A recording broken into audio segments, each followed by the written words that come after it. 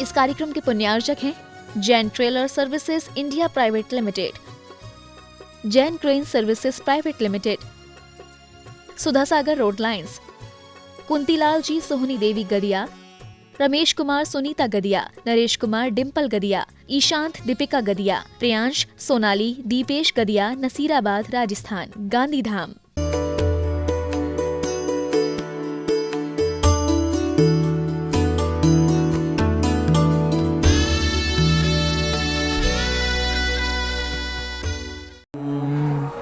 नमो वज्रायाणं नमो लोये सौवसाहूरम। पंच परमेष्टि भगवान की जय हो।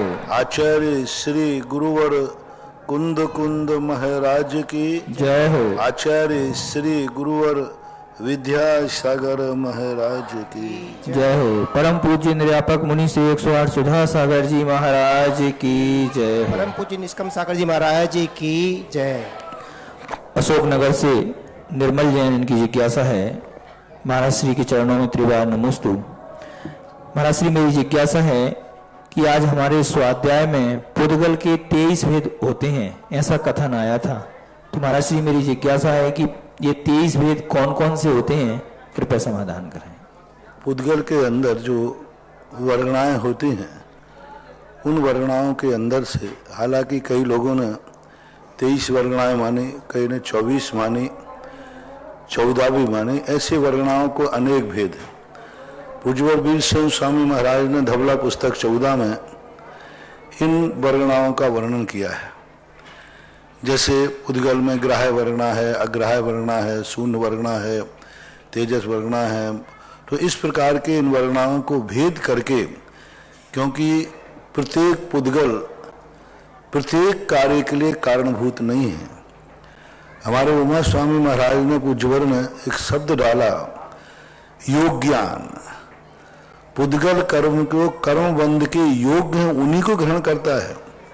सभी पुद्गल कर्म रूप परिणत नहीं होंगे, सभी पुद्गल नौ कर्म रूप परिणत नहीं होंगे, सभी पुद्गल एक स्वरूप वाले नहीं होते, क्योंकि पुद्गल जब स्कंद रूप धारण करता है तो संयोगी पर्याय बन जाने से उसके नाना स्वभाव बन जाते हैं। परमाणु तो कभी कार्य रूप होता नहीं, परमाणु कारण रूप होता है, और कारण रूप में भी जब वो किसी स्कंद से टूटता है। पूज्यवर वीर सिंह स्वामी महाराज ने तो परमाणु की उत्पत्ति ही भेदादणु, भेद से अणु की उत्पत्ति होती है, और अणु जो है वह नाना प्रकार की योग्यताएं लिए रहता है। जैसे वो स्कंद में परिणत होता है तो दूसरा परमाणु मिलकर के एक नए स्वभाव को उत्पन्न करता है। इसलिए ये जो वर्णाएं हैं, इन वर्णाओं को लेकर के पुद्गल अभी जीव ने ग्रहण किया नहीं है। जीव के ग्रहण करने के पहले जो पुद्गलों में भेद होते हैं, उन्हीं भेदों के संबंध में यह 23 वर्णाएं 23 रूप में प्रस्तुत किए गए हैं। इंदौर से महेंद्र जैन पत्रकार, इनकी जिज्ञासा है। महाराज श्री के चरणों में नमोस्तु। महाराज श्री, धन के त्याग करने वाले को दानी और तपस्या करने वाले को तपस्वी और मान करने वाले को मानी कहते हैं। तो महाराज जी, मेरी जिज्ञासा ये है कि जो लोग स्वभाव से मान को नहीं आने देते हैं, उन्हें स्वाभिमानी क्यों नहीं माना जाता? कृपया समाधान। जो मान को नहीं आने देते, हाँ, जो स्वभाव से मान को नहीं आने देता। मान नहीं होना अलग चीज है, स्वाभिमानी होना अलग चीज है। स्वाभिमान एक शब्द अलग ढंग से उत्पन्न होता है, जो हर व्यक्ति के पास नहीं होता। मान के अभाव में स्वाभिमान प्रकट होता हो, सो बात नहीं। स्वाभिमान का अर्थ होता है अपने अस्तित्व को स्वीकार करना, अपनी सत्ता को स्वीकार करना, दूसरे को नकारना नहीं। मेरी सत्ता, मेरा स्वभाव क्या है। जैसे मुनि है, तो मुनि का स्वाभिमान क्या है? अपने मुनिचर्या से अपने परिणामों को नहीं गिराना। कितना भी विपरीत निमित्त मिल जाए, स्वाभिमान जब जागेगा, कितना भी विपरीत निमित्त मिल जाए, लेकिन वह तुरंत ध्यान रखेगा मैं मुनि हूं। मान लीजिए सामने क्रोध का निमित्त मिला, सामने वाला दुश्मन पूर्णता विरोध में है, पूर्णता प्रतिकूल आचरण कर रहा है, लेकिन स्वाभिमानी व्यक्ति कहता है मैं अपने स्वभाव से च्युत नहीं होऊंगा, मैं क्रोध नहीं करूंगा। किसी प्रकार से और भी निमित्त मिलने पर वो हर क्रिया में अपने आप में मुनिचर्या से नहीं, यानी स्वाभिमान का अर्थ होता है अपने स्वभाव से अपने आप को नहीं गिरने देना, अपने पद से नीचे कार्य नहीं करना, चाहे वो पांचों इंद्रियों के विषय हो, चाहे वचन हो, चाहे मन हो, चाहे काया हो, चाहे व्यवहारिक दृष्टि हो, उसको हमेशा 24 घंटे ध्यान रहेगा मैं कौन हूं, स्वाभिमानी स्वभाव। सिद्ध भगवान पूर्णतः स्वाभिमानी है, मान रहित नहीं है। मान और अपमान तो ये दोनों बहुत अलग चीज हैं। स्वाभिमान का अर्थ है अपने आप में टंकोत्कीर्ण हो जाना, अपने आप में स्थित हो जाना। वृत्ति है तो 24 घंटे खाएगा, पिएगा, उठेगा, बैठेगा, 24 घंटे रखेगा मैं वृत्ति हूं, मुझे क्या खाना चाहिए, मैं वृत्ति हूं किस समय खाना चाहिए, मैं वृत्ति हूं मुझे कैसा बोलना चाहिए, मैं वृत्ति हूं किसके सामने कैसा बोलना चाहिए। तो इतना चार पूर्वक अपनी प्रवृत्ति सावधानी पूर्वक जो करता है उसको बोलते स्वाभिमान। अपने स्वमान में यानी अपनी स्वचर्या का ध्यान रखना स्वाभिमान है। और मान से रहित व्यक्ति है वो विनयशील होता है, मार्दव गुण होता है, वो हर व्यक्ति के सामने झुकने को तैयार है। गलती नहीं भी की भैया मैं क्षमा मांगता हूं, कोई गलती नहीं है फिर भी कहता है मार्दव स्वभावी नहीं मैं क्षमा मांगता हूं। यानी सबको आगे करके चलना निराभिमानी का लक्षण है। सबसे नीचे बन करके रहना निराभिमानी का लक्षण है। सबको विनय करना, सबको आदर सत्कार देना ये मान से रहित वाले व्यक्ति का है। और आदर और अनादर से ऊपर उठ जाना, ना आदर कर रहा है ना अनादर कर रहा है, ना किसकी उपेक्षा है ना अपेक्षा है, अपने स्वभाव में स्थित है, उसको बोलते हैं स्वाभिमानी। पूज्यवर अमृतचंद सूरी महाराज ने आत्मज्ञाठी टीका के अंदर स्वाभिमान शब्द की बहुत अच्छी व्याख्या की। अपने ज्ञान, मान आने ज्ञान, स्व यानी आत्मा, अपने ज्ञान को अपने आत्मा में स्थित कर देना। उसे कुछ पढ़ी नहीं कि भगवान कौन है, सिद्ध कौन है, कौन क्या है, उसने तो अपने ज्ञान को आत्मा में स्थित कर दिया। जब व्यक्ति अपने ज्ञान को आत्मा में स्थित कर देता है तब स्वाभिमान प्रकट हो जाता है। स्वाभिमान का अर्थ ही नहीं है ये तो अभिमान है, मैं क्यों झुकूं, मेरा भी कोई स्वाभिमान है।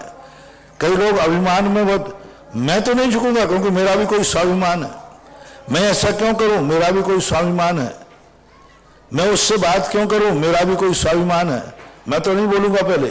अरे भाई पहले तुम बोल, मैं क्यों बोलूं, मेरा तो स्वाभिमान है। ये स्वाभिमान नहीं है, ये अभिमान ही है। 90% लोग स्वाभिमान की आड़ में अभिमान पालते हैं। आप खुद देख लेना, नहीं मैं तो नहीं झुकूंगा, मैं तो ये वार्तालाप नहीं करूंगा, मेरा भी कोई स्वाभिमान, मैं तो यहां नहीं बैठूंगा, मेरा स्वाभिमान है। तो ये सारे के सारे आहारचर्या के लिए निकलेंगे, मेरा स्वाभिमान है, मैं तो यहां नहीं जाऊंगा, मैं तो यहां नहीं करूंगा, उसने मेरा अनादर किया है। ये स्वाभिमान नहीं, ये सब अपमान मान कसाय की बहुत सुधरा हुआ मान नहीं, बिगड़ा हुआ मान है। ये मान उस मानी से खतरनाक है जो प्रत्यक्ष रूप से अहंकार कर रहा है। जो मान और सम्मान का भूखा है उससे खतरनाक अभिमान ये है जो कहता है मेरा भी स्वाभिमान है, मैं क्यों झुकूं। यह स्वाभिमान नहीं, स्वाभिमान का अर्थ है अपने स्वभाव में स्थित हो जाना। तुम कौन हो, मैं कौन हूं और मुझे 24 घंटे अपनी चर्या कैसी रखना है, उस चर्या में जो स्थिर रहता है उसको स्वाभिमान बोलते हैं। और मार्दव जो गुण होता है विनय के संबंध में बता ही दिया कि वो सबसे विनयशील रहता है। इतना अंतर समझना चाहिए, स्वाभिमान सर्वोत्कृष्ट होता है। महावीर नगर कोटा से विशाल जैन की जिज्ञासा है। महाराज श्री के चरणों में त्रिवार नमोस्तु। महाराज श्री मेरी जिज्ञासा है कि राजस्थान के लोग पंच कल्याणक में जन्म कल्याणक को दूसरे कल्याणकों से ज्यादा महत्व क्यों देते हैं? और जन्म कल्याणक के दिन अगर कोई श्रावक जन्माभिषेक का कलश करता है तो उसका क्या महत्व होता है? कृपया समाधान करें। धर्म को दो नीतियों से करते हैं लोग। एक तो करते हैं कि मेरे संसार का नाश हो, मुझे पंचेंद्रियों के विषय नहीं चाहिए, मुझे धन दौलत नहीं चाहिए। जो पुण्य से घबरा गए हैं, पुण्य से उब गए हैं, जो पुण्य भी उन्हें पापमय दिखने लगा है, मैंने पहले ही कहा था, मोक्ष मार्गी कौन? सम्यक दृष्टि कौन? सम्यक ज्ञानी कौन? सम्यक चारित्री कौन? जो पुण्य से उब गया है, जो वैभव से उब गया है, जो जयकारों से उब गया है। चक्रवर्ती के पास सारा वैभव पड़ा है लेकिन वो उससे उब गया है। चारों तरफ से जय जयकार हो गई, वो उब गया है। वो जय जयकारों से उठ करके जंगलों में भागना चाहता है, सारी दुनिया उसके पीछे पड़ी है, लेकिन वो कहता है नहीं, मैं इस पुण्य से उब गया। जब व्यक्ति पुण्य से उब जाता है वो पंच कल्याणकों को गर्भ कल्याणक से ज्यादा महत्व जन्म कल्याणक को देता है, जन्म कल्याणक से ज्यादा महत्व तप कल्याणक को देता है, तप कल्याणक से ज्यादा महत्व केवल ज्ञान कल्याणक को देता है, और केवल ज्ञान कल्याणक को ज्यादा महत्व मोक्ष कल्याणक को देता है। दिन दूना रात चौगुना बढ़ेगा। और ऐसे क्षेत्र जो हैं वे वास्तविक धर्म के क्षेत्र कहलाते हैं। और ऐसा क्षेत्र भारत में एक ही है जो पूज्य गुरुदेव को पसंद है, आचार्य महाराज को, जिसका नाम है बुंदेलखंड। एक बार लोगों ने पूछा था कि महाराज जी आचार्य जी को राजस्थान पसंद क्यों नहीं आता? मैंने कहा पंचकर्णक में मैंने कहा था कि बुंदेलखंड का सबसे बड़ी आचार्य जी को यह भाता है, कुछ बहुत सारी चीजें वहां की आचार्य जी को भाई हुई अच्छी लगी हैं। एक उनकी ये भी है कि वहां जब पंचकर्णक होता है तो गर्भ कल्याणक के जितनी भीड़ होती है उससे दूनी जन्म कल्याणक पर, और जन्म कल्याणक पर जितनी दूनी होती है उससे दूनी दीक्षा कल्याणक पर, दीक्षा कल्याणक पर जितनी होती है उससे दूनी केवल ज्ञान कल्याणक पर, और पांचों दिन जितनी होती है उससे 5 गुनी मोक्ष कल्याणक पर होती है। और ये क्रम जहां बढ़ता है समझ लेना ये व्यक्ति पुण्य से उब गए, यहां धर्म टिकेगा, धर्म का अस्तित्व रहेगा। ये संसार को बढ़ाना नहीं चाहते, संसार को मिटाना चाहते। और भोग भूमि का अर्थ क्या है? जो पाप से उबे हैं, पुण्य से नहीं हुए। राजस्थान को मैं इस पंचम काल की भोग भूमि कहता हूं। भोग भूमि के अंदर क्या होता है? यहां भोग तक ही इनकी रुचि होती है। जैसे ही योग चालू हो जाएगा ये सब भाग जाते हैं। 2 दिन भोगों की होते, भोगियों के होते, वैभव के होते, गर्भ कल्याणक और जन्म कल्याणक। और इस दिन क्या होता है? सारा ठाट बाट, भगवान की अयोध्या की रचना हो रही है, रत्नों की वृष्टि हो रही है, जन्म कल्याणक में महोत्सव हो रहे हैं। तो भगवान का गर्भ और जन्म भोग प्रधानी है। इसको मनाने से भोग संपदा मिलती है, धन वैभव मिलता है, और धन वैभव में श्री समृद्धि होती है। और दीक्षा जो केवल जन्म के बाद जो दीक्षा आती है उससे संसार समाप्त होकर योग की तरफ जाता है। और राजस्थानी योग नहीं चाहते, भोग चाहते हैं। इनको चाहिए भोग, सब प्रकार के भोग, खाना पीना मस्त, सब ऐसो आराम। संसार में दुनिया में सबसे ज्यादा रिच भोजन खाने वाले हैं तो मारवाड़ी राजस्थानी। हाँ, सबसे ज्यादा लोग, क्योंकि यहाँ का सब अच्छे अलग ढंग का है। तो यहाँ इसलिए जन्म कल्याणक का महत्व होता है। और जहाँ जन्म कल्याणक का महत्व होता है वहां पर विशेष रूप से धर्म का ज्यादा अस्तित्व नहीं होता, क्योंकि ये पुण्य के लिए धर्म करते हैं। इसलिए जिनको ये भाव है कि मैं संसार को छोड़कर परमार्थ की तरफ जाएं, वे सबसे ज्यादा महत्व दीक्षा कल्याणक को देते हैं। कई ऐसे सम्यक दृष्टि स्वाध्यायशील होते हैं जो 2 कल्याणकों में नहीं जाएंगे, दीक्षा केवल ज्ञान और मोक्ष कल्याणक में जरूर जाएंगे, क्योंकि वही उनको प्राप्त करना है। रही बात अब जन्म कल्याणक की, तो जन्म कल्याणक को हमने एक बार कहा था कि जन्म कल्याणक का कलश, जन्म कल्याणक का गंधोदक आप गृहस्थों के लिए बड़ा महत्वपूर्ण है। वो गंधोदक का हमारे लिए कोई महत्व नहीं, वृत्ति उस गंधोदक को नहीं लगाएंगे। प्रतिमाधारी उस गंधोदक को नहीं लगाएंगे, क्योंकि जन्म के समय बालक अविरति है और देशवृत्ति पंचम स्थान बढ़ती है। लेकिन जो ग्रस्त होते हैं अविरत समय दृष्टि, उनके लिए इसलिए मांगलिक है कि सबसे बड़ा भगवान 10 अतिशयों से युक्त होकर जन्मे। प्लस उनके ऊपर जो वैभव होता है वो तुम्हारे संसार के वैभव को बढ़ाने वाला है, दरिद्रता को हटाता है, समृद्धि को दिलाता है, पाप को हटाता है, पुण्य को दिलाता है, ऐश्वर्य की तरफ ले जाने वाला कल्याणक होता है। इसलिए देवता और कोई कल्याणक में इतना भागीदार हो गए या नहीं हो गए, लेकिन जन्म कल्याणक में पूरे देवता आते, पूरे स्वर्गीय देवता आते।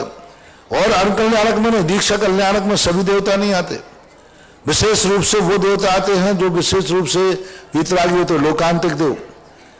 केवल ज्ञान कल्याणक बनाने के लिए सभी देवताओं का उल्लेख नहीं है, ऐसा कोई भी उल्लेख नहीं पाया गया। हरिवंश पुराण, आदि पुराण, त्रैलोक्य परिणति सभी ग्रंथों में देखा, केवल ज्ञान कल्याणक के लिए चारों निकाय के देव आए हों ऐसा कोई उल्लेख नहीं मिला। समोषण में तो चारों निकाय के देव आए कल्याणक बनाने के लिए, गर्भ कल्याणक में चारों निकाय के देव आए ऐसा भी कहीं मिला, दीक्षा कल्याणक में चारों निकाय के देव थे ऐसा भी कोई वर्णन नहीं मिला।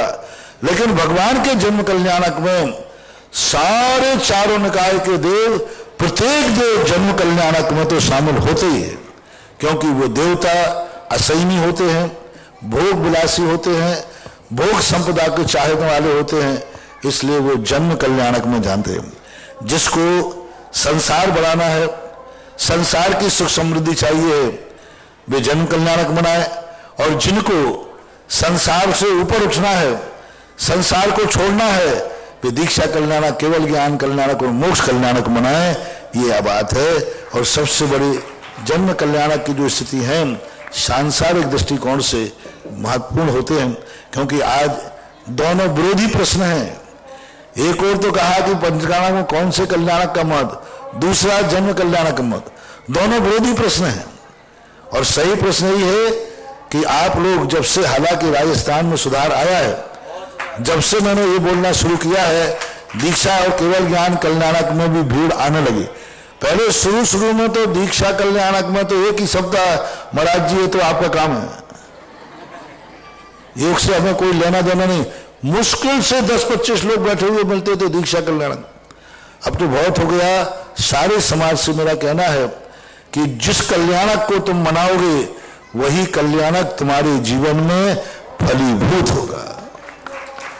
यदि आप गर्भ कल्याणक मनाते हो तो आपका गर्भ जब होगा बहुत अच्छी तरह होगा, किसी सेठ के होगा, राजा के होगा, समृद्धि के होगा।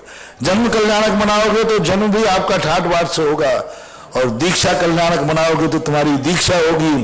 केवल ज्ञान कल्याणक मनाओगे तो केवल ज्ञान मिलेगा, और मोक्ष कल्याणक मनाओगे तो मोक्ष मिलेगा। बंदे तद्गुण लब्धे। सीधी बात, जो जिसको पूछता है वह उसको प्राप्त करता है, जो जिससे आकर्षित होता है उसको प्राप्त करता है, जिस कार्य को देख करके जो आकर्षित होता है उसको वही प्राप्त होता है। इसमें सारे संसार को मैंने संदेशा दे दिया। अब आपको अपनी जिंदगी में क्या चाहिए है, फैसला आपके हाथ में। यदि आप चाहते हो कि मेरी दीक्षा ठाट बाट से हो तो दीक्षा कल्याणक बनाओ। तुम चाहते हो एक दिन मुझे केवल ज्ञान हो तो भाग चढ़ के केवल ज्ञान में भाग लो, और तुम चाहते हो कि मेरा मोक्ष हो तो सारे कल्याणक छूट जाए तो छूट जाए, भगवान मोक्ष कल्याणक का जरूर मनाना चाहिए। तो यही मानना चाहिए। बिजोलिया पार्श्वनाथ तपोदय तीर्थ क्षेत्र पर चल रहे अंतर्राष्ट्रीय पंच कल्याण महोत्सव के प्रथम दिन मैं जिज्ञासा के लिए आमंत्रित कर रहा हूं आदरणीय ब्रह्मचारी मनोज जी भैया सोनीपत, और इसके पश्चात तैयार है नीताजी जैन इंदौर। मुनि श्री सुधा सागर जी महाराज के चरणों में त्रिकाल बार नमोस्तु। नमोस्तु महाराज श्री।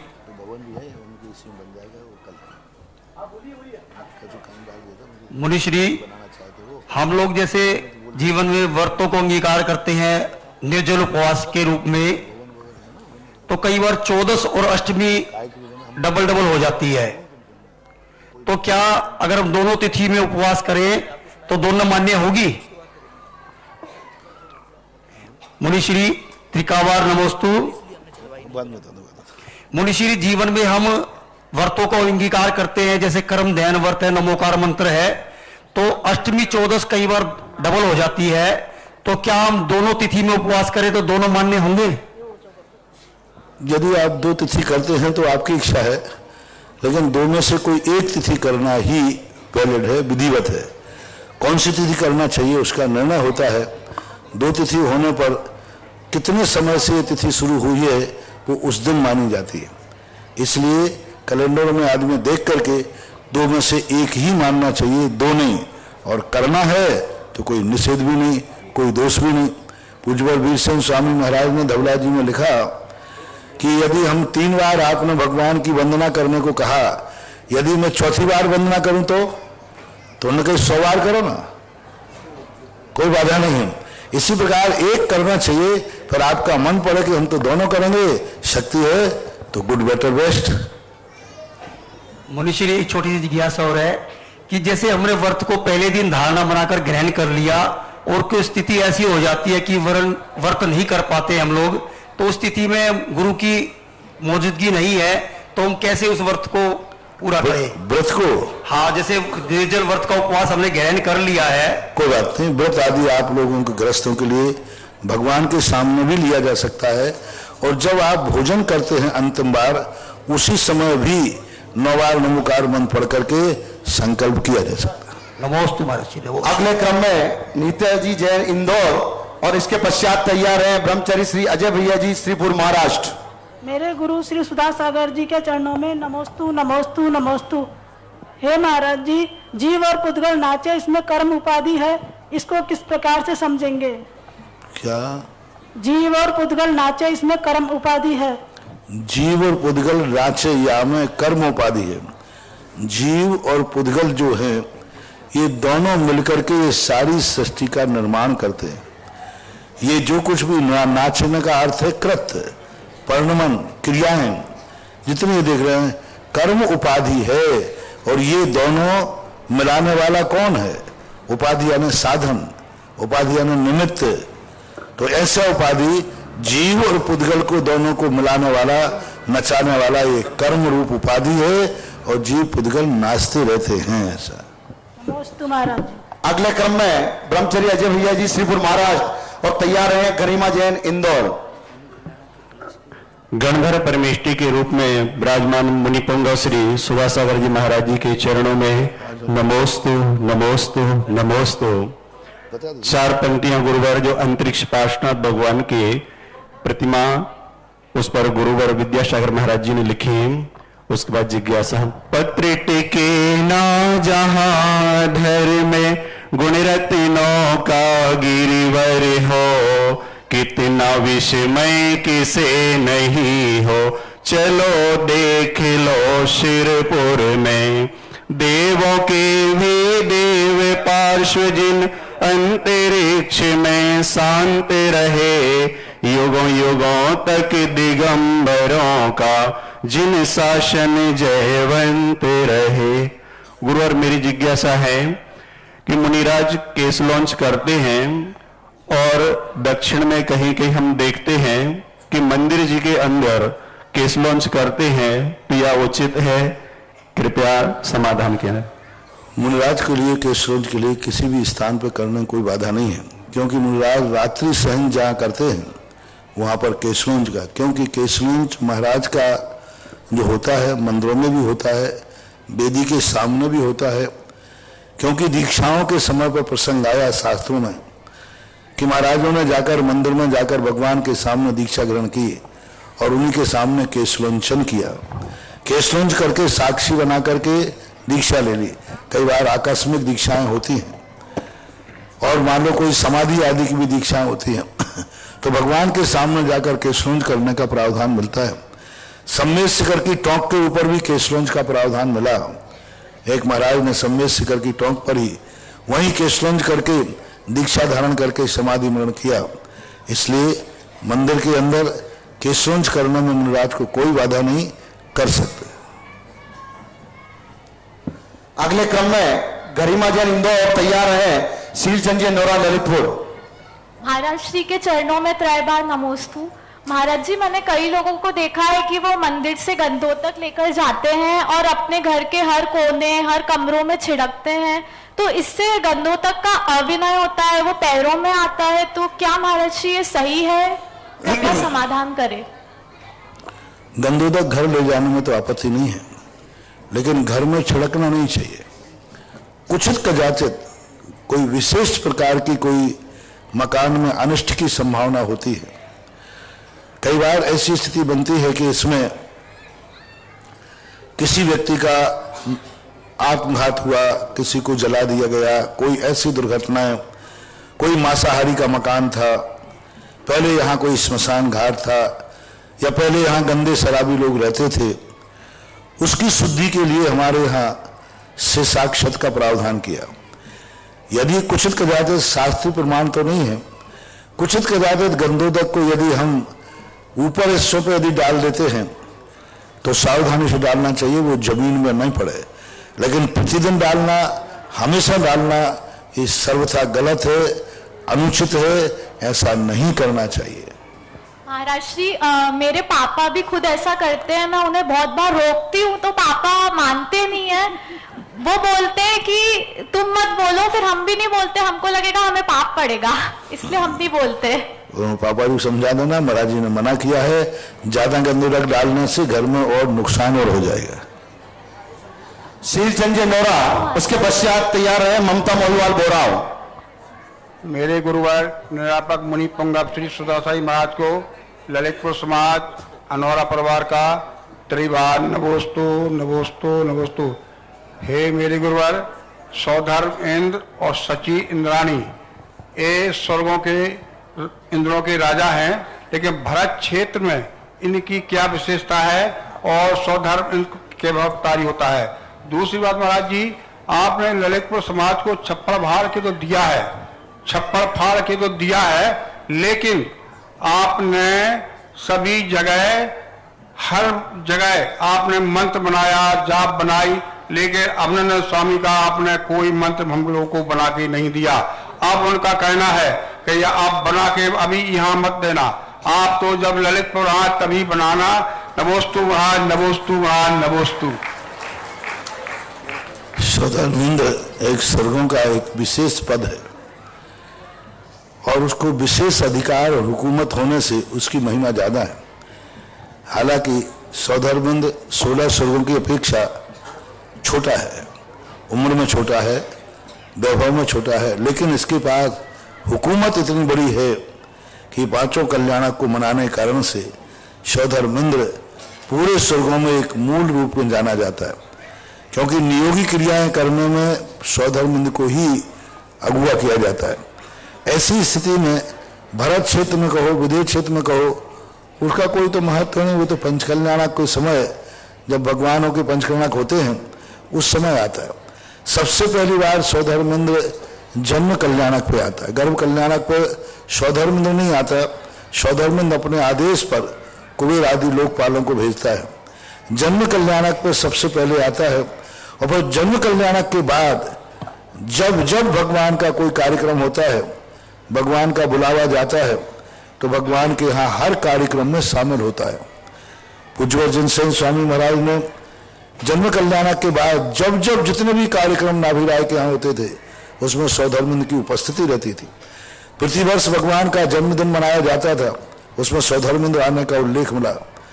नीलांजना उसी समय तो हुई, तो बार बार अब जन्म होने के बाद सौधर्मेंद्र को जब जब कोई कार्यक्रम ऋषभदेव के यहाँ होगा या भगवान के यहाँ होगा, सौधर्मेंद्र बराबर उस कार्यक्रम में शामिल होता है। ऐसे ही जैसे आप लोग अपने ब्याई जी के यहाँ शामिल होते हो, अपने रिश्तेदार के यहाँ शामिल होते हो, जैसे आपके रिश्तेदार बनने के बाद फिर वहाँ कोई कार्यक्रम होता है शामिल होते हो, ऐसे सौधर्म बार बार आता है, कई बार आता है। उसका राज्यसभा में, तीर्थंकर की राज्यसभा में सिंहासन होता है कि यहाँ देवराज इंद्र आके विराजमान होंगे। तो ऐसा यही इसका महत्व होता है। और कोई विशेष कार्यों में सौधर्मेंद्र मध्यलोक में आता है। नियामक रूप से ऐसा कोई उल्लेख आगम में देखने में नहीं आया। पंचकल्याणक के अलावा किसी भी कार्य में सौधर्मेंद्र आया हो, ऐसा मैंने किसी आगम में नहीं देखा। रही बात अभिनंदन नाथ भगवान की, तो अपने आप जब जैसा दिमाग में आ जाता है, यहीं आने के बाद इस प्रकार की स्थिति यहाँ बनी।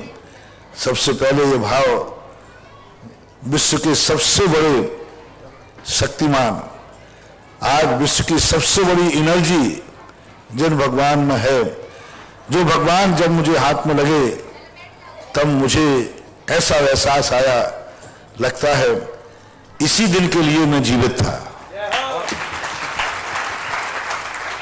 और कहूँ मैंने एक बार इसको संस्मरण सुना भी चुका हूं कि संगल वर्षा योग था। उस समय हमारे एक हमसे छोटे महाराज की समाधि हुई, और समाधि की सुनने के बाद मैंने उस दिन यही चिंतन किया कि मेरे से छोटे का नंबर आ गया, मेरा नंबर क्यों नहीं आया। कायदा से तो यमराज के पास भी क्रम से लोगों को उठाना चाहिए, बीच में छोटे क्यों उठाया। ये चिंतन मेरा चल ही रहा था। एक दिन अनायास से भगवान मेरे हाथ में लगे। इन भगवान को छूते ही मुझे ऐसा एहसास हुआ, तू कैसे मर जाता, तेरे हाथ से तो इन भगवान की महिमा और भगवान मिला। और भगवान को छूते ही, देखते ही मेरे अंदर एकदम भाव आया, ओहो, मैं इसलिए नहीं गया कि मुझे इन भगवान का दर्शन होना था।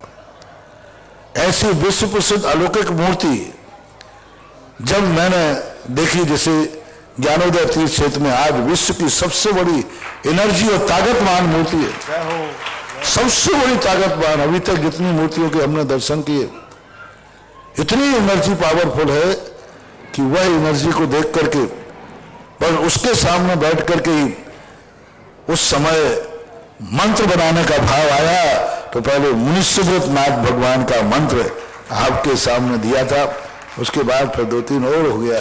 तो कभी कभी उपयोग ऐसा लग जाता है और उपयोग में आ जाता है तो हो जाएगा। अब देखो, हो सकता है 24 भगवानों के मंत्र निकल आए तो निकल सकते हैं। अभी भक्तांबर भी, अभी आदिनाथ के नाम से भक्तांबर करते थे, लेकिन हमने भक्तांबर के अंदर 24 भगवानों की छवि देखी। भक्तांबर में जो कुछ वर्णन है वो सब कुछ 24 भगवानों के अंदर है। इसलिए पूरे भक्तांबर में कहीं भगवान का नाम नहीं लिया मानतुंग आचार्य महाराज ने। उन्होंने आकर के एक संकेत तो दिए हैं, लेकिन नाम कहीं नहीं लिया कि ये भक्तांबर मैं ऋषभ देव पे लिख रहा हूं। इतने बड़े भक्तांबर में कहीं भगवान का नाम नहीं। स्वयंभू स्त्रोत में नाम है, कल्याण मंदिर स्त्रोत में नाम है, लेकिन इस स्त्रोत में कहीं किसी तीर्थंकर का नाम नहीं। तो ये 24 तीर्थंकरों की स्थिति लायक है। अभी 3-4 भक्तांबर तो बन गए, मुनिसुब्रतनाथ भक्तांबर, शांतिनाथ भक्तांबर, आदिनाथ भक्तांबर, और अभी यहाँ का भी बन के दे दिया पारसनाथ भक्तांबर मंडल। भक्तांबर वही है, मार बीजाक्षर बदल गए, मारना बदल गया, मारना और बीजाक्षर बदल करके भक्तांबर वही पंक्तियां हैं। तो अभिनंदन नाथ का भी मारा फेरो, तुमने पहले ही कहा, और साथ साथ में मंत्र की शिकायत भी कर दी, उल्हायना भी कर दिया और स्टे भी लगा दिया, यहां मत देना वहीं आके देना। अभी देखो, ये सीधी दादागिरी कहलाती है। दादागिरी क्या कहलाती है? वैसे इनका नाम जगत प्रसिद्ध दाऊ है। पहले इन्हें कह दिया कि क्यों नहीं दिया, पहले तो जवाब इसका मांगा, चलो मैं तुम्हारे डर कर देता भी, यहां मत देना वहीं आके देना। तो अब देखेंगे जैसा। ममता मोहिवाल से पूर्व 26 फरवरी को परम पूज्य गुरुदेव के पावन सानिध्य में दोपहर 1 बजे सहस गुरु नंदीश्वर जिनालय का शिलान्यास होने जा रहा है। उसमें कुछ घोषणाएं हमारे पास आई है। 1 लाख रुपए की राशि से आदिसर लाल जैन, नीता जैन नई दिल्ली, प्रबोध जैन, उषा जैन, आशु जैन, रुचि जैन, ताई जैन गुड़गांव हरियाणा। 1 लाख रुपए की राशि से एक घोषणा हो रही है। विनय कुमार जैन, दीप्ति जैन, मान्य जैन गुड़गांव। तीर्थ रक्षक में रेखा जैन, गौरव जैन, सम्यक जैन, सपरिवार अशोक विहार दिल्ली। एक तीर्थ रक्षक में और घोषणा हुई है। 1,11,000 की राशि से श्रीमती मनोरमा जी शाह, भानु जी शाह, आयुष जी शाह भिलवाड़ा जिज्ञासा के लिए तैयार हैं। शीघ्र ममता जी मोहिवाल बोराव। हे गुरुवर, मेरा और मेरे परिवार की तरफ से आपको बारंबार नमोस्तु नमोस्तु नमोस्तु। हे गुरुवर, मेरी बहन उषा की तरफ से भी नमोस्तु। उन्हीं का प्रश्न है कि हमारे गांव बोराव में ढोली समाज है, उनके यहाँ मुंडन संस्कार है। उसमें वो लोग बता रहे थे कि हमें 3 तारीख को है, उसमें वो बकरे की बलि देंगे जिससे माता प्रसन्न होगी और फिर वही प्रसाद सभी जो मेहमान आएंगे उन सभी को देंगे। तो उन लोगों को बहन ने समझाया भी है, तो वो थोड़ा बहुत समझे और आपका प्रवचन वो संघ का समाधान रोज देखते हैं, तो आप उनको संबोधन बोराव जैनियों में नहीं बारेट समाज में, ढोली समाज, अच्छा अन्य समाज में। बाकी जैनियों में भी बहुत खतरनाक नियम थे यहाँ। एक यहाँ पर सवाई माधोपुर टोंक जिले में एक गांव में जैनियों के यहाँ इतनी गंदी परंपरा थी कि बच्चे का मुंडन बकरे को पकड़ के लाएंगे, बकरे के ऊपर बैठा लेंगे और बकरे पर बैठे बैठे उसका मुंडन कराएंगे। और बकरा चीखता रहता था, वो चिल्लाता रहता, बच्चा भी चीखता रहता था। तो उनके यहाँ बड़ी मान्यता थी, पर उन्होंने कहा महाराज जी हम तो ऐसे करेंगे, हमारा बच्चा मर गया तो मैंने जमानती फार्म पर मैंने कहा गारंटी मेरी बच्चा मर जाए तो। ये राजस्थान में ऐसे ही नहीं ये डंका बज रहा है, पहले खूब जमानतें लेना पड़ी। और महाराज जी कुछ हो गया तो ध्यान रखना, मैं आपको छोड़ूंगा नहीं। मैंने कहा बिल्कुल पक्का FIR दर्ज कराना, मुझे सीधा जेल में बंद कराना। और पूरी ताकत लेके 2-3 बच्चों का मैंने अपने सामने बैठ के कराया और मैं 2-3 साल तक उनकी हर साल खबर रहता भैया बच्चा ठीक ठाक है कि नहीं। बहुत ठीक ठाक है, और वो बंद करना पड़ा और किया गया। और यदि ऐसी लोधी समाज में ऐसी है, नहीं करो, जो भी कर रहे हैं महान पाप है। किसी भी जीव को मार करके किसी का मांगलिक कदापि हो नहीं सकता, कभी नहीं होगा। और बकरे को मार कर करोगे तो एक ना एक दिन बच्चे के जीवन में ऐसे संकट आएंगे कि उसके भी जिंदगी में लेने के देने पड़ जाएंगे। पुण्य के उदय के कारण थोड़े बहुत बचे रहोगे। ऐसा करना, चाहे लोधी समाज हो चाहे कोई भी समाज हो, किसी भी जानवर को प्राण लेकर के मांगलिक करना ये समझदारी नहीं है, बहुत गलत है, नहीं करना चाहिए। और ये परंपरा को बंद करो। और उस लोधी समाज से भी मेरा कहना है, आप बिना इसके मंजे का मुंडन कराइए, बकरे की बलि नहीं चढ़ाइए, आपके बच्चे को कुछ नहीं होगा, ये गारंटी मैं लेता हूं। और यदि आप और मेरा नाम लेकर के बच्चे का मुंडन कराइए और कोई बकरे के लिए वहां पकड़ के लाने की जरूरत नहीं है, आपका कुछ नहीं होगा, बल्कि और अच्छा होगा, मांगलिक होगा। और जो व्यक्ति इसकी शुरुआत करेगा, सबसे बड़ा पुण्यात्मा तो वो होगा जो सबसे पहले शुरुआत करेगा। उसको इतना पुण्य लगेगा कि उस दिन के बाद जितने बकरे कटते उन सबके बकरों को बचाने का पुण्य उसको लगेगा जो पहली शुरुआत करेगा। इसलिए ऐसा नहीं करना। जिज्ञासा सुन रहे हैं तो उनको कहना है, मेरा कहना है कि आप मेरे ऊपर विश्वास करें, मेरे वचनों पर विश्वास करें, मेरे आशीर्वाद पर विश्वास करें। ऐसी अनर्थकारी अमंगलिक घटना को छोड़ करके अपने बच्चों का हित चाहें सर्वोपरि। महाराज जी वो रोज देखते हैं संघ का समाधान, इस प्रश्न को बहुत दिन हो गए। नमोस्तु महाराज। जो किसी परिचय के मोहताज नहीं है, श्राविका शिरोमणि आदरणीय सुशीला जी पार्टी से अनुरोध करूंगा कि वो अपनी जिज्ञासा रखें।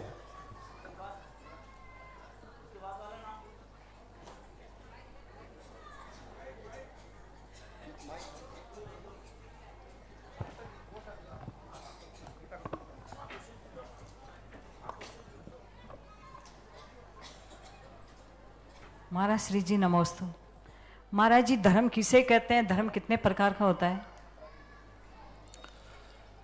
सारांश में यदि धर्म की परिभाषा है तो पूज्यवर कार्तिकेय स्वामी ने कार्तिकेय रूपरेखा में लाई है, वस्तु सहावो धर्मो, वस्तु का स्वभाव ही धर्म है। इसमें सारे धर्म समा जाते हैं। वस्तु स्वभाव का अर्थ और कुछ नहीं है। जैसे घड़ी का स्वभाव है चलना, ये उसका धर्म है। पापी का स्वभाव पाप करना है, उसका धर्म है। बिच्छू का स्वभाव डंकारना मारना, ये धर्म है। तो यानी जितनी पर्यायें हैं उनकी जो अर्थ क्रिया है वही धर्म है। ये धर्म तो एक सैद्धांतिक वस्तु स्वरूप है। अब जो नैमित्तिक धर्म होते हैं, कल्याणकारी जो धर्म होते हैं, वस्तु स्वभाव धर्म से हम मोक्ष प्राप्त नहीं कर सकते। हम सृष्टि का स्वरूप समझ सकते हैं, हम समता भाव को धारण कर सकते हैं और सारे 3 लोक की सृष्टि का स्वभाव मुझे समझ में आ जाएगा। लेकिन जब हमें कल्याण करना है, आगे बढ़ना है, तब हमारे लिए मूलभूत कुंद कुंद भगवान ने रत्नत्र को धर्म कहा। और रत्नत्र में प्रवचन सार के अंदर चारित्र चूलिका में उनका चारित्रम खलु धम्मो, चारित्र चूलिका के अंदर उन्होंने स्पष्ट कहा चारित्र खलु धर्मो, वह सही पूछा जाए तो चारित्र ही धर्म है। तो जब व्यक्ति अपने अपने प्रसंग के अनुसार सम्यक दर्शन को भी धर्म कहा, 10 धर्मों को भी धर्म कहा, धम्मो दया विशुद्धो, दया से जो विशुद्ध है उसे भी धर्म कहा। तो नाना प्रकार के जो धर्म बनते हैं वो जिस समय जिसकी जरूरत है, भूखे को रोटी देना ये भी धर्म है, रोगी को औषधि देना ये भी धर्म है। तो धर्मों के अनेक अनेक रूप बनते रहे, 2 ही धर्म के रूप बनाओ। सृष्टि का स्वरूप समझना है तो उसके स्वभाव को समझो। यदि अपना कल्याण करना है तो जिस समय जिस चीज की जरूरत है, जो कार्य जिस कारण से होता है, उस कारण को खोज लेना ही वास्तविक धर्म है। जो कार्य हम करना चाहते हैं वो कार्य जिस कारण से होगा वही कारण वास्तविक धर्म है। और इसमें भी यदि हमें उत्थान करना है तो उत्थान के जो कारण हैं उनको स्वीकार करना ही धर्म है। महाराज श्री जी, तत्वार्थ सूत्र का विधान करना चाहिए या नहीं करना चाहिए? तत्वार्थ सूत्र के विधान नहीं करना चाहिए, किसी ग्रंथ के नाम से विधान नहीं। ग्रंथ जिनवाणी अनियोग समय सार की पूजा की जा सकती है, समय सार को पूजा नहीं बनाया जा सकता। तत्वार्थ सूत्र की पूजा हो सकती है, तत्वार्थ सूत्र पूजा नहीं हो सकता, क्योंकि तत्वार्थ पूज्य है। बहुत सारे लोगों ने इतना अनर्थ कर दिया। अभी वर्तमान में चल रहा है परंपराओं में समय सार विधान, प्रवचन सार विधान, षटखंडागम विधान। अब इनको पता नहीं कितनी बड़ी अज्ञानता कर ली। ये निश्चयभाषियों ने शुरू किया है। और मैंने कहा भाई तुम निश्चय को मानते हो, द्रव्यानुयोग को मानते हो, पूजा तो चरणानुयोग में आती है और द्रव्यानुयोग चरणानुयोग से बड़ा ज्येष्ठ है। और समय सार द्रव्यानुयोग का ग्रंथ था और पूजा चरणानुयोग है, तो आपने तो समय सार का डिमोशन कर दिया, यानी समय सार को द्रव्यानुयोग से उतारकर चरणानुयोग बना दिया। इतनी बड़ी भूल हो गई, क्योंकि पूजा चरणानुयोग में आती है। तत्वार्थ सूत्र एक सैद्धांतिक ग्रंथ है जिसको हमने नीचे चरणानुयोग में लग दिया। पूज्य और पूजा में बहुत अंतर है। पूज्य वेदी पर बैठता है, पूजा टेबल पर बैठती है। पूज्य सिंहासन पर बैठता है, पूजा एक सामान चौकी पर बैठती है। जब आप पूजा करते हैं तो कहाँ रखते थाल को? एक चौकी पर रख लेते हैं। लेकिन भगवान तो तत्वार्थ सूत्र पूज्य है, पूजा नहीं। तत्वार्थ सूत्र सिंहासन पर बैठेगा, पूजा की थाली की टेबल पर नहीं बैठेगा। और पूजा भक्त के मुख से निकलती है और पूज्य भगवान के मुख से निकलता है। जिनवाणी भगवान के मुख से निकली हुई है और पूजा भक्त के मुख से निकलती है, भक्त के मुख से। इसलिए जो जिनवाणी पूजाओं को लिखते हैं ये भक्त वाणी है। भगवान की वाणी में कोई पूजा नहीं निकली, भगवान ने कोई पूजा नहीं रची, भगवान ने कोई स्तोत्र नहीं रचा, ये भक्तों ने रचा है। लेकिन जिनवाणी शास्त्र जो हैं वे भगवान के मुख से निकले हैं। भगवान ने कहे कि तत्वार्थ सूत्र क्या है, समय सार क्या है, तो ये बिल्कुल कदापि नहीं। तत्वार्थ सूत्र की पूजा हो सकती है, तत्वार्थ सूत्र पूजा नहीं हो सकता। समय सार की पूजा हो सकती है, समय सार पूजा नहीं हो सकता। 10 लाख क्षण पर में हम लोग भी तत्वार्थ सूत्र की पूजा करते हैं, तत्वार्थ सूत्र को पूजा नहीं बनाते। तत्वार्थ सूत्र को पूज्य मानना चाहिए, उसकी पूजा करना है तो उसकी पूजा रचो अलग से। उनके सूत्रों को उबाऊ मत लो, अलग से उन सूत्रों की महिमा गाइए कि इस सूत्र की महिमा ये है। जैसे अपन भगवान के गुणों को पूजा में लाते हैं और पूजा में महिमा गाते हैं, भगवान के पास अष्टप्रातिहार है, भगवान के पास ये गुण है, तो ऐसा करना चाहिए। पूज्य को पूजा मत बनाओ, पूज्य को पूज्य ही रहने दो। महाराज जी, जो फूल होते हैं उसकी केसर बनती है तो वो ठीक है? फूल से केसर बनती नहीं, कौन कहता है केसर बनती है? ना हार श्रृंगार के फूल से कोई बनता है, ना केसर बनती, ये फूल है ही नहीं। हमने इसका पूरा थीसिस किया। हार श्रृंगार के फूल को मैंने देखा, सवाई माधोपुर में एक दिन छत पे बैठा हुआ था, माली फूल बीना था। मैंने क्या कर रहे भाई? तो वो फूल के पीछे जो डंठल होता है उससे केसर बनती है, उससे हार श्रृंगार। ऊपर जो फूल होता है, जहां चौरिंद्री जीव होते, पराग होते, वो तो सूख के झड़ जाता है, उसमें केसर होते नहीं, वो तो वाइट होता है। हार श्रृंगार का फूल सफेद होता है और फूल का जो डंठल होता है वो केसरिया होता है, इसलिए फूल नहीं है। इसी प्रकार केसर फूलों से नहीं बनती, केसर के जो रेशे होते हैं उन रेशों से बनती है, फूल नहीं। हो फूल से, हर फल फूल से ही बनता है, वो बात अलग है, लेकिन फूल नहीं है। तो उसको काम में ले सकते हैं? हाँ, ले सकते।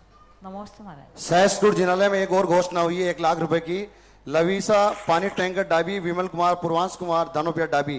जिज्ञासा के लिए ब्रह्मचारी महाराज भैया और तैयार हैं सुधा पटवारी बिजोलिया।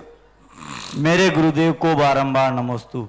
महाराज श्री, बाढ़ जो अगस्त महीने में आई थी, जब बाढ़ आई थी और ऐसी भयावह बाढ़ आई थी, तो आप आगम सागर जी के निवेदन पर आपने जब प्रथम बार पूरे विश्व को आह्वान किया था, तो विश्व ने इतना भर भर के दिया कि आपने ही रोक लगा दी कि अब आगम सागर जी महाराज का संदेश आया कि अभी जरूरत नहीं है। लेकिन कुछ मकान, पूरा वहां अनाज वगैरह सब कुछ हो गया था, लेकिन कुछ मकान वगैरह रह गए थे, तो वो पूरे लगभग 150 आदमी आपका आभार प्रकट करने आए थे, और कुछ जो जिनके मकान रह गए थे वो आपके निवेदन करने की महाराज श्री ये कुछ काम आपके आशीर्वाद। आज एक बहुत बड़ी, अभी हम ही ले लेते हैं, प्रश्न को समझ गया मैं। व्यक्ति को वस्तुतः जिसके अंदर धर्म होता है, जब किसी को इतना खिलाओ कि वो मना करने लग जाए कि अब नहीं खाना, उसको देना बोलते हैं।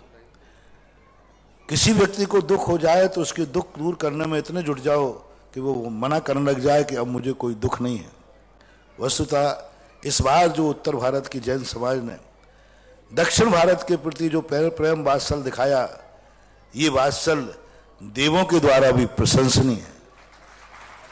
और जब यहाँ से दान की इतनी भरमार हुई कि आगम सागर महाराज के लिए भेजना पड़ा कि भाई नदी में बाढ़ आई, वो बाढ़ तो रुक गई, लेकिन ये दान की बाढ़ आ रही है, इसको भी रोको, नहीं तो बहुत ओवर हो जाएगा। स्पष्ट आया था, अब बंद कीजिए, आप वहां से भक्तों को कहें अब यहां दान न भेजें।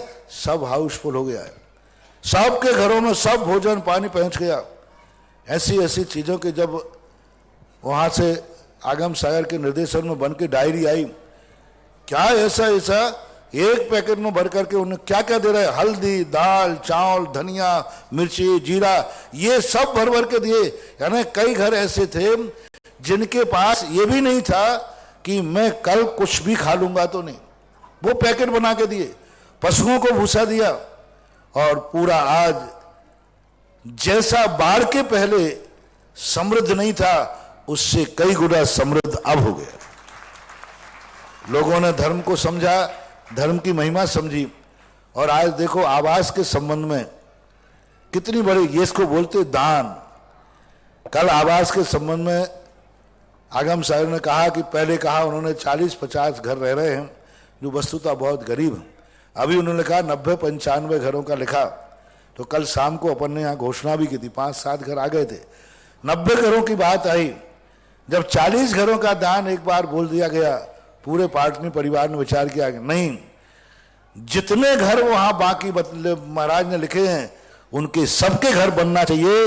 यानी 90 घर आर के मारवल परिवार ने बोल करके एक भारत को। आज तक भारत में दानी बहुत हैं। लोग कहते हैं कि महाराज आप लोगों का ज्यादा आशीर्वाद आर के पाटनी परिवार पर क्यों रहता है, आप समय भी उनको देते हो, उन पर विशेष आशीर्वाद रहता है। आज मैं उनको आंखें खोल के सुन लीजिए, आशीर्वाद मिलने का कारण क्या है।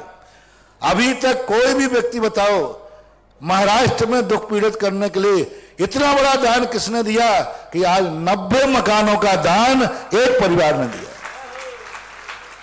बहुत बड़ी बड़ी ढींगे विज्ञापन करने वाले बहुत हैं। कई लोग तो ऐसे दुख में पीड़ित लोगों के नाम पर अपना नाम कमाते हैं, बैनर लगाते हैं, दान इकट्ठा करते हैं, लेकिन दान देने वालों की कमी बहुत कम होती है। 90 परिवारों को एक साथ 2-2.5 करोड़ रुपया एक साथ देना, ये बहुत बड़े दान की और वात्सल्य भाव का प्रतीक है। और आज जितना आगम साहब ने लिखा था पूरे घर उतने उतने उनको बनाने के लिए चर्चा कर दी। आज सुनकर के अभी महाराज बता रहे थे कि आगम सागर जी ने समाचार भेजे कि इतने खुश हैं कि वे बताते बताते रो पड़े कि आज वस्तुतः किमिक्षिक वरदान कैसे होता है, ये आर के पाटनी परिवार ने बना के दिखा दिया। चौथे काल में पहले शास्त्रों में पढ़ते थे कि कोई भिखारी, कोई गरीब, कोई दुखी उस दरबार में जाता तो किमिक्षिक वरदान मिलता था। ये वरदान, किमिक्षिक वरदान शास्त्रों की कहानियां रह गई थी, लेकिन आज उसको सत्यार्थ कर दिया। हमेशा ये होता है तुम 10 मांगोगे, ठीक है 2 ले जाओ, पूरा कोई दान नहीं देता था। यहां तो पूरा, और बाद में आके और कह गए महाराज और कम हो तो बता देना। हाँ, तो ऐसी बात को लेकर के बहुत बड़ा दान कल यहां घोषणा की गई थी कि 90-95 मकान हैं, गरीब हैं, जिनके पास आगम सागर जी, पुनीत सागर साहब तीनों महाराज उन गांवों में देख के आए हैं। उन्हीं घरों के नाम बता रहे हैं वो, जिन घरों को वो देख के आए हैं कि इनके पास कुछ भी नहीं है, घास की झोपड़ी के नीचे बैठे हैं, पेड़ के नीचे डाल करके बरसाती लगा के बैठे। जैनी किसी के सामने हाथ तो फैलाता नहीं। सरकार देती है तो सरकार की लाइन में कौन लगे, फार्म भवन भरे, बहुत सारी उनकी उपेक्षाएं होती हैं। इज्जत के कारण, शर्म के कारण सरकार के दरवाजे भी नहीं गए, सरकार से मांगने भी नहीं गए, इज्जत के कारण। उनको जाकर के कई लोग तो इनके दरवाजे भी मांगने नहीं आए, क्यों? इज्जत के कारण। खुद जाकर के देखा कि इनकी ये दशा है। तो वस्तुतः आज बहुत बड़ा काम हुआ, आदर्श काम हुआ। और कल जो मैंने कहा था कि जिनको लेना हो आज ले लो, कल तुम्हारे लिए एक भी मकान नहीं बचेगा। अभी एक ललितपुर से समाचार आए थे, राजेंद्र जी धनवारा वालों ने कहा है बैठे क्या? हाँ, तो उन्होंने कहा कि महाराज जी एक मकान कोई बना, हमने कि अब तो माल गया। कल तक था, फिर भी मैंने कहा कि देखेंगे एक एक्स्ट्रा करके अपन भेज देंगे। देने वाला पुण्य ले रहा है तो लेने वाला तो कोई ना कोई मिल ही जाएगा। और एकाध होने का बहुत अच्छा। सुधा पटवारी के पश्चात तैयार हैं राजेंद्र जी जैन, ललितपुर। चलते फिरते अरिहंत स्वरूप गुरु भगवान के चरणों में कोटि से नमन। महाराज जी, इंद्रियों में रसना इंद्रिय और कर्मों में मोहनीय कर्म, व्रतों में ब्रह्मचर्य व्रत और गुप्तियों में मनोगुप्ती बड़ी कठिनाई से जीती जाती है। तो इसे समझाएं महाराज इसका कारण। कठिनाई का अर्थ है कि ये दोनों पर से हटकर स्वयं की तरफ जाते हैं, क्योंकि इन संसारी प्राणी की आदत है परान्मुखी। उसकी आंखें दूसरों को देखती हैं, उनके कान दूसरों की बातें सुनते हैं, उसका मुख दूसरों के लिए बोलता है, सब कुछ परान्मुखी होता है। और जब व्यक्ति अनादिकाल से पर को देखने की, पर को सुनने की स्थिति बन गई हो, तो उसको स्वयं में लौटाना बहुत कठिन होता है। इसलिए बाहर से अंदर आना कठिन होता है, अंदर से बाहर जाना उतना कठिन नहीं होता, इसलिए ऐसा कहा है। नमस्ते महाराज। राजेंद्र जी जैन, ललितपुर।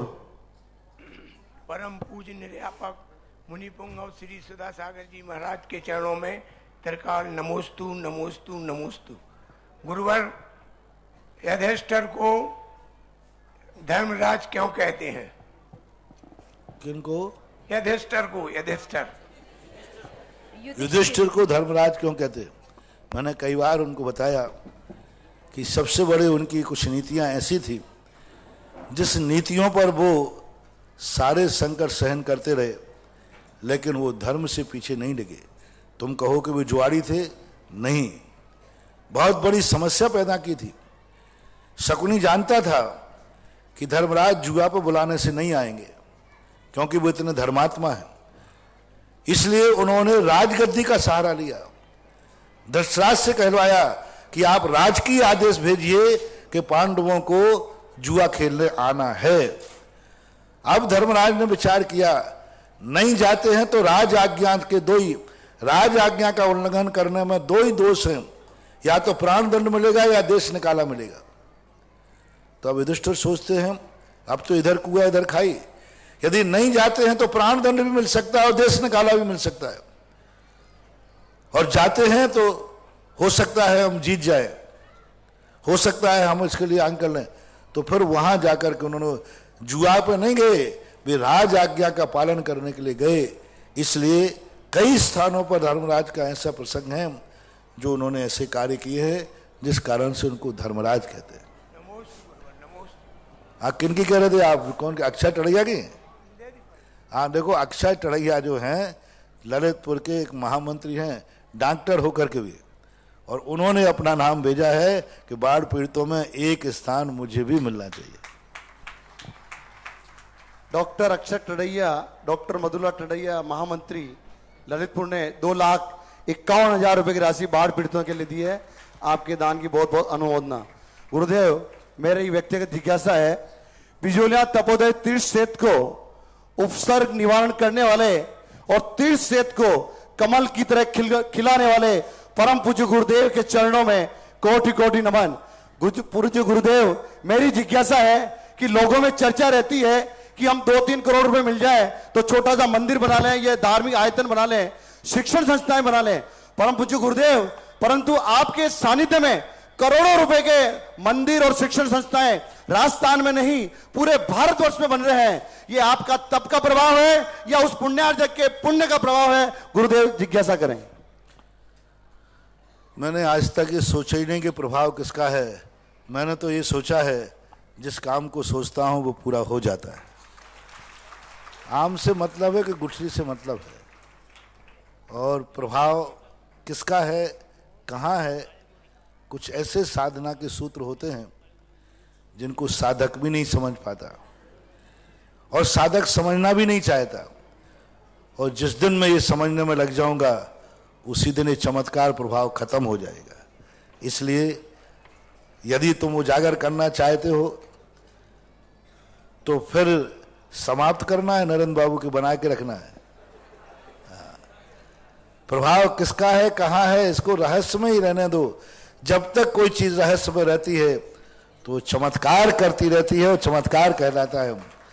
रहस्य को उजागर करने में उसका जो मजा है, आनंद है, वो खत्म हो जाता है। इसलिए प्रभाव से मतलब नहीं, अपन को काम से मतलब है।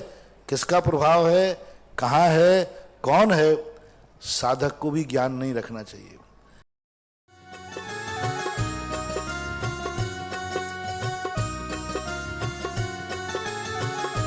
इस कार्यक्रम के पुण्यार्जक थे Jain trailer services India private limited, Jain crane services private limited, Sudha Sagar road lines, Kuntilal ji Sohni Devi Gadiya, Ramesh Kumar Sunita Gadiya, Naresh Kumar Dimple Gadiya, Ishant Deepika Gadiya, Priyansh Sonali Deepesh Gadiya, Nasirabad Rajasthan, Gandhidham.